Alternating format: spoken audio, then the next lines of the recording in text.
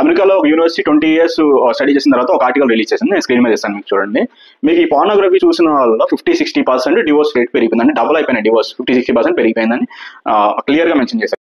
ఈ pornography addicts లో ఎందుకు ఈ డివోర్స్ పెరిగింది అనేది చిన్న స్టడీ చేశారు, అది నేను మీకు చెప్తాను. ఇది ఎలా జరుగుతుంది అని అంటే, ఫస్ట్ మేల్ రిప్రొడక్షన్ సిస్టమ్ లో మనకి ఐసైట్ నుంచి ఆ మెన్ కి సెక్చువల్ గా ఫీలింగ్స్ వస్తాయి. పార్ట్నర్తో ఇంటిమేట్ చేసేటప్పుడు కొన్ని రకాల హార్మోన్స్ రిలీజ్ అవుతాయి. ఎండార్ఫిన్, డోపమైన్, ఆక్సిటోసిన్, సెరోటోనిన్, ఇంకా 2-3 రకాల హార్మోన్స్ రిలీజ్ అవుతాయి. ఈ హార్మోన్స్ ఏం చేస్తాయి అంటే మీకు ఎక్కువ ప్రశాంతత, ఎక్కువ ఆనందం, బాగా ఎక్సైట్మెంట్.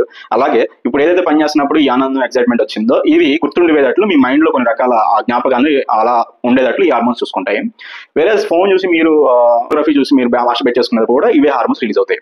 ఈ రెండింటికి డిఫరెన్స్ ఏంటంటే ఈ సిస్టమ్ మొత్తం షార్ట్ సర్క్యూట్ అయిపోతుంది. మీరు మీ పార్ట్నర్ ద్వారా మీరు ఈ ఫీల్ పొందడానికి, లేకపోతే మీరు ఫోన్ చూసుకుని ఈ ఫీల్ పొందడానికి డిఫరెన్స్ లేకుండా పోతుంది. అందువల్ల ఈ రిలేషన్షిప్స్ అనేది దెబ్బతిన్నాయి అనేది ఈ ఆర్టికల్లో చాలా క్లియర్గా మెన్షన్ చేశాడు. ఇంకొక సాడ్ థింగ్ వచ్చేపాటికి చిన్నపిల్లల్లో దీని ప్రభావం బాగా పెరిగిపోయింది. ఈ పార్న్ ఎడిక్ట్స్ అయిపోతున్నారు.